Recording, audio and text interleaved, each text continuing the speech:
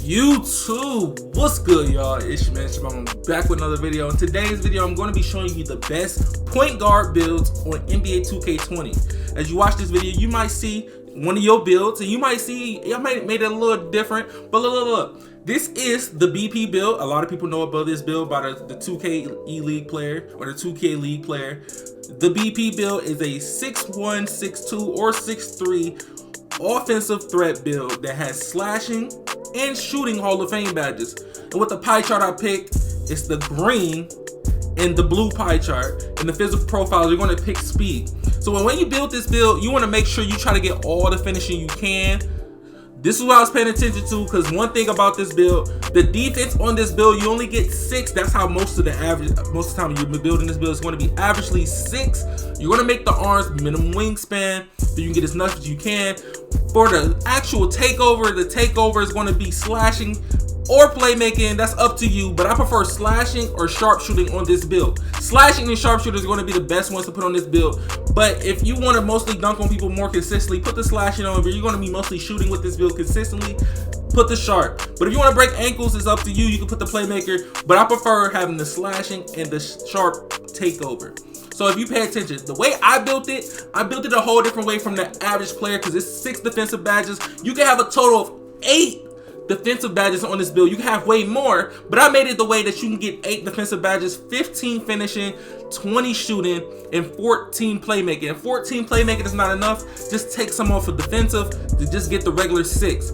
The next build is the two-way slashing playmaker, the most hated build on the game right now, especially in this patch right now. This is the most hated build, and a lot of people use this right now. When you see if you're on Xbox, mostly on PS4 and Xbox, I can say Xbox use this build way more, but on Xbox, I can tell you, you're gonna have a good 80% chance you run into this build at the stage or in the park. A lot of people use this build. This is the red and yellow pie chart. The physical, I was thinking about vertical, because at vertical with this you can get 99 vertical, 99 speed, and 99 acceleration if you're already at SS3 and higher, because you already have the gym rat badge from hitting SS3. But if you got to do them workouts, hey, do your thing. But I prefer you go with the speed pie chart. The speed pie chart is way better if you're not an SS3 or you're just making this build because you think this build is going to be better, or you just want to see what's the best way to make this. So with this build, I'm going to go with the speed pie chart just to show y'all real quick. I was going back and forth between the 4th pie chart and the 1st one. I was like, okay, for me, building this build, since I'm already past SS3, I would go with the physical pie chart, like the actual vertical pie chart, so I can get the 99 vertical. 99 vertical, you won't think it's a lot, but it makes a big difference. But when we go in with the speed pie chart, just lock in. You gotta lock yourself in with the speed pie chart, because I know most of y'all went with the speed pie chart, and it is amazing. So as I make this build, I'm trying to figure out how do I get the most badges I can to show y'all. So when I make a build like this, or working on a build like this, I usually start on the shooting, see what I can get for max shooting. Like certain builds that you know, they only get 15 badges, they only get 12 badges, or they only get 7 badges. So I'm gonna max it out as much as I can, and I'm gonna take some off so I can put it on another category to get more badge points. So we got 10 shooting badges, 11 finishing badges. So once we get to the playmaking, you automatically need to go get to the 20. 20 is just enough for this build. You do get Hall of Fame badges, that's one good thing, and you get Hall of Fame defensive badges.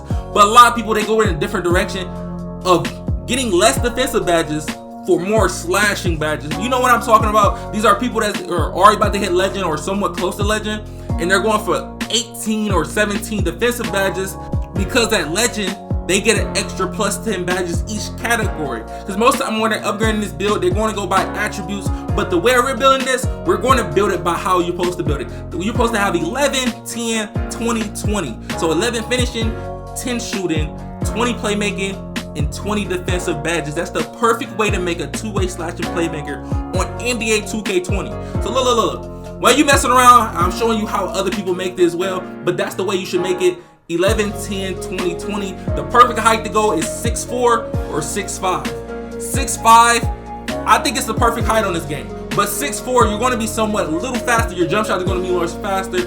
But remember, when you make this build, it's your preference on the height. 6'4" or 6'5", I always give y'all that option. I make sure I give y'all 2 heights to pick between 2. But if you're going to break this down, I would pick the 6'5". For defensive purposes. It's 1 inch taller, but it makes a big difference, especially on lockdowns. A lot of people know on lockdowns it makes a big difference. You're a point guard playmaking lockdown. that can actually dunk the ball and shoot the ball decently. But when we get into the arms, I'm gonna let y'all know when we get into the arms are based on you. Make sure you put the lowest weight on this build. Lowest weight 170 or 180. I prefer you 175 or 180, but we could go lowest weight. It's not gonna be a big dramatic change if you go 180. So you could go 180, 175. Wingspan, if you wanna be able to shoot, having a 72 or a 73 3-pointer, you can go lowest wingspan. But if you don't really care about that much, you can keep it average or go 2 up. 2 up is good enough because you get extra on your steals.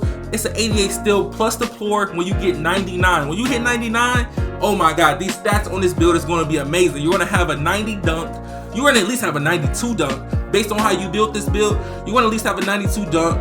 You're going to have at least almost close to a 90 driving layup, a 90 close shot almost. This build is literally crazy once they hit 99. This is one of the most annoying builds to actually guard on the game, plus the hop stepping that's broken on this game. So make sure when you make this build, you pick the lowest wingspan or the wingspan that gets you a 69 3-pointer or a 68 3-pointer off the rip. Believe me, 68 or 69 3-pointer. But with this build, I prefer you go with slashing, playmaking, or you could go shot creating. But mostly, I wouldn't even put defensive badge because sometimes it's kind of hard to get the defensive badge based on what you're playing. If you're playing 1v1, you can do the defensive badge. If you're not going to play tools, it's up to you. But I mostly go with the slashing or the playmaking. I would choose the slashing, but playmaking seems good as well. The lockdown badge is perfect, but shot creating, you can change the whole tone of the game for shot creating. But the best badges is playmaking, slashing, and defending for this. I never seen nobody with a shot creator badge on a 2-way slashing playmaker. But if you want to be different, be different. I'm going with the slashing.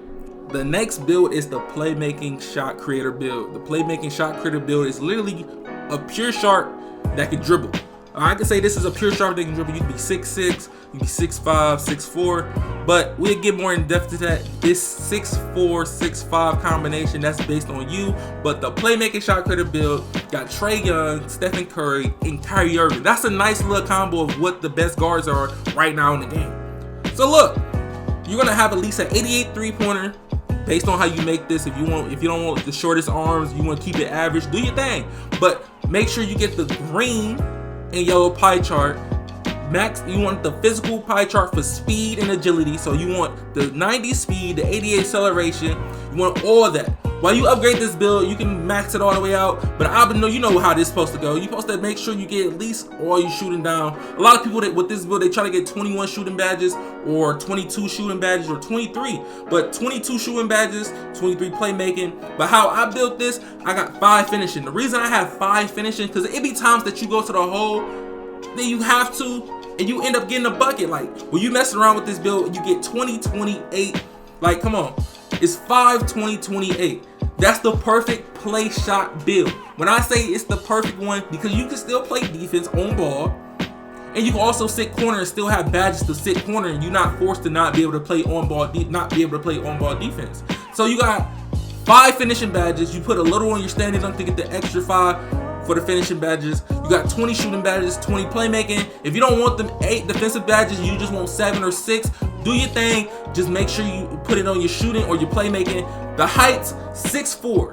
6'4", I can say it's better than my 6'5", but I like being tall. So we're gonna go with the 6'4" to show y'all. The 6'4", lowest weight, lowest wingspan. Hands down, lowest wingspan. You get the 88 3-pointer, the 87 3-pointer based on you. Average is going to be at 82 or something like that. So make sure you upgrade it. I think it's an 84 when you have it at average. Yeah, it's an 84 when you have it average. And when you go higher on your wingspan, the lowest thing go to is maybe like an 80, 82, something like that. You can keep it average or you can go lowest. It's based on you, but if you don't feel like grinding that much, make it a 6'4". If you don't care about that, just make it a 6'5". It's not going to hurt you that much.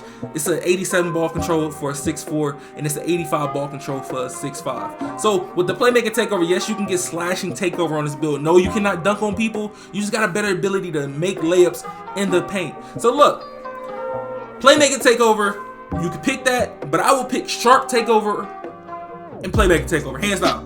I don't even touch the shot creating takeover unless you are a fader like that. I recommend the sharp takeover. Then the next thing is maybe shot creating. But for me, sharp and playmaking takeover are going to be my first 2 picks before I pick shot creating.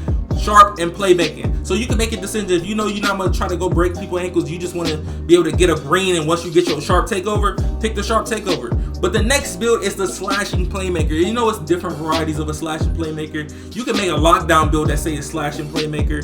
You can make a pure playmaker that's a slashing playmaker, or you can make the actual slashing playmaker build on this game. As you know, I already built the build that's an actual slashing playmaker. It's already on my channel, so I just dropped the link in the description for you can see that build. I'm not gonna put it in this, but it's part of this video as well. I'm not gonna put it in this build for them to make the video too long. But for this, I'm going to put the regular yellow pie chart, pure playmaker, 6'4", 6'5". You could do 6'6", but if you want contact dunks, you're going to stick to the 6'3", 6'4", and 6'5" category. So look, I was messing with the vertical, seeing which one I'll pick. So I made this decision to make the speed and agility pie chart. That's the one I made. So you should have 11 finishing, 15 shooting, 27 playmaking, and 9 defensive badges. So when you're making this build and you're trying to figure it out, it's up to you. You don't need all them playmaking badges. If you don't want to go that route and have all them playmaking badges, 25 playmaking badges is good enough, or 24. But remember, you have a Hall of Fame badges. This is a pure playmaker.